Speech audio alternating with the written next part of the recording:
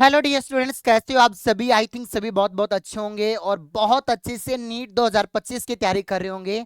आपका एग्जाम 4 मई को है। अब किस बेहतर तरीके से तैयारी की जाए, तो वो आज से हमारे मान के चलो आपके 50 डेज बचे हैं और उसका क्या फुल रोड मैप होना चाहिए, किस तरीके से आपको प्रिपरेशन करनी है, आपको आपकी मंजिल तक जाना है। क्योंकि जीएस प्लेनेट का जो ये नीट का जो चैनल है, ये बहुत बेहतरीन तरीके से आपके हेल्प करने वाला है आपको आपकी इस मंजिल तक पहुंचने में। क्योंकि अब इस चैनल पर मैं एक स्ट्रेटजी और लाऊंगा जिसके अंदर मैं बताऊं किस तरह की क्लासें आपके लिए आने वाली हैं, बहुत बेहतरीन। और ये शायद कल या परसों से आपके क्लासें भी स्टार्ट हो जाएंगी। तो हम प्यारे बच्चे शुरू से शुरू करते हैं आज की इस चीज को। तो यहाँ हम बात कर रहे हैं full road map for NEET 2025।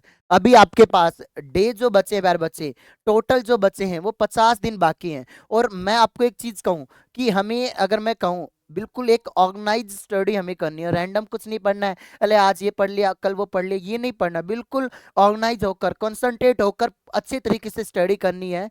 सबसे ज्यादा चीज आपको, जो सबसे ज्यादा जो करना है मेरे प्यारे बच्चे, वो करना है मल्टीपल टाइम पीवाईक्यू। और पीवाईक्यू को लेकर मैं एक ऐसी क्लास लेके आ रहा हूं जिसमें 15 से 20 हर चैप्टर के टॉप पीवाईक्यू रहेंगे जो बार बार रिपीट होते हैं। बाकी आप अपने स्तर पे प्रैक्टिस करते रहें। और बड़े वाले चैनल पर राफेल सीरीज जिसमें हमने पीवाईक्यू ही करवाए बहुत अच्छे से, उसमें समय था इसलिए।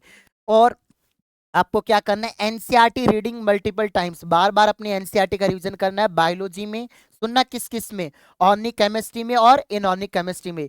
और एनसीईआरटी के बेस ही क्वेश्चन करने हैं, जैसे इंडेक्स के क्वेश्चन हो गए, एनसीईआरटी एग्जाम्पल के क्वेश्चन हो गए। अगर आपके पास सीरीज नहीं है तो ऐप में डाउनलोड कर लेना, मैंने फाइटर बुकलेट बना रखी है, एनसीईआरटी बेस है और बहुत बेहतरीन रिवीजन हो जाएगा आपको एनसीईआरटी का, एक नंबर का रिवीजन हो जाएगा। तो उसको कर सकते हो केमिस्ट्री एंड फिजिक्स के अंदर, ठीक है।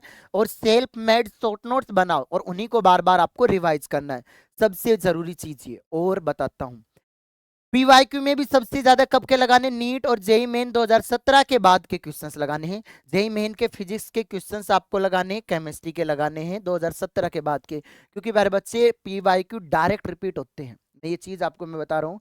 प्रीवियस ईयर्स क्वेश्चन से डायरेक्ट आपके एग्जाम में आते हैं, ये चीज आपको करनी है। चैप्टर को मतलब जो चैप्टर है उसको प्रायोरिटी देने की कोशिश करो हर चैप्टर को। और हर सब्जेक्ट में उन चैप्टर को ज्यादा पढ़े जिससे ज्यादा पीवाईक्यू पूछे गए हैं। जैसे मोलिकुलर बायोलॉजी होता है, एनएलएम होता है, रोटेशनल मोशन होता है। इस तरीके से अलग अलग चैप्टर जिनमें सबसे ज्यादा प्रीवियस ईयर क्वेश्चन पूछे जाते हैं, उनको प्यारे बच्चे प्रायोरिटी देना है। और जिन भी चैप्टर को पढ़ रहे हैं उन्हें पूरा पढ़ो, अधूरा मत छोड़ो। समझ रहे हो नहीं समझ रहे हो? जैसे तुमने क्या किया, जैसे आपने पढ़ना शुरू किया ह्यूमन रिप्रोडक्शन, लास्ट की एम्ब्रियो की स्टेज आपने पढ़ी नहीं, उससे पहले छोड़ दिया नहीं। और किस्मत जब खराब होती है तो लास्ट वाले चैप्टर से क्वेश्चन आ जाता है, मतलब लास्ट वाले टॉपिक से, चैप्टर के अंदर भी टॉपिक से। जो चैप्टर छोटा हो, इंपॉर्टेंट हो, उसे हाई प्रायोरिटी पर रखकर उसे पहले कंप्लीट कर लें। जैसे लग रहा है कि जैसे बार बार क्वेश्चन आ रहे हैं तो उनको इजीली कंप्लीट कर लोगे। और अब बात कर रहे हैं, उसकी तो आपने एनसीईआरटी कर ली, लेकिन फिजिकल एंड फिजिक्स के हर चैप्टर के फॉर्मूला कंप्लीट याद रखने हैं आपको, ठीक अच्छे तरीके से फॉर्मूला याद रखने हैं इन्हीं के। क्योंकि इनकी एनसीईआरटी से क्वेश्चंस कम आते हैं यहाँ से, यहाँ आपको एनसीईआरटी बेस तो होते हैं लेकिन प्यारे बच्चे वो एनसीईआरटी आपको समझ में नहीं आते। इसलिए जो टीचर ने आपको पढ़ाए हैं वो फॉर्मूला आपको बार बार याद रखना है और आपके नोट से पढ़े। 10 क्वेश्चन डायरेक्ट फॉर्मूला बेस आएंगे, आपको पता होगा। अब क्वेश्चन से थ्योरी अप्रोच पर जाएं ताकि क्वेश्चन प्रैक्टिस भी अच्छी हो जाए और उसके थ्रू अच्छी थ्योरी रिवीजन भी। भाई आप क्वेश्चन से क्या करोगे, मतलब आप थ्योरी लगाओगे। तो हम क्या कर रहे हैं, एक रैंकर सीरीज करी है हमने बड़े वाले चैनल पे शुरू, उसके अंदर हम क्या करते हैं, क्वेश्चन करवाते हैं उसके साथ थ्योरी अप्रोच करवाते हैं। इसी का चैनल है, जो बड़ा चैनल है जिसपे लगभग आपके 4 लाख सब्सक्राइबर होने को जा रहे हैं, तो उस पर हम ये करवा रहे हैं ranker series. Time bound NCERT base easy question, physical physical और प्रैक्टिस, इनका बार बार आप लोग प्रैक्टिस करें प्यारे बच्चे। अब एक आप लोगों के लिए एक बहुत बढ़िया सी शायरी है। मुट्ठी में कुछ सपने लेकर, मुट्ठी में कुछ सपने लेकर भरकर जेबों में आशाएं, दिल के अरमान यही कुछ, दिल के अरमान यही कुछ कर जाएं। सूरज सा तेज नहीं, भाई अब अगर मैं आपको कहूं सूरज सा तेज नहीं, मुझे दीपक सा जलना देखोगे। अगर मैं आपको कहूँ अपनी हद रोशन करने से तुम मुझको कब तक रोकोगे। मैं उस माटी का वृक्ष नहीं जिसको नदियों ने सींचा है, बंजर माटी में पलटकर मैंने मृत्यु से जीवन को खींचा है।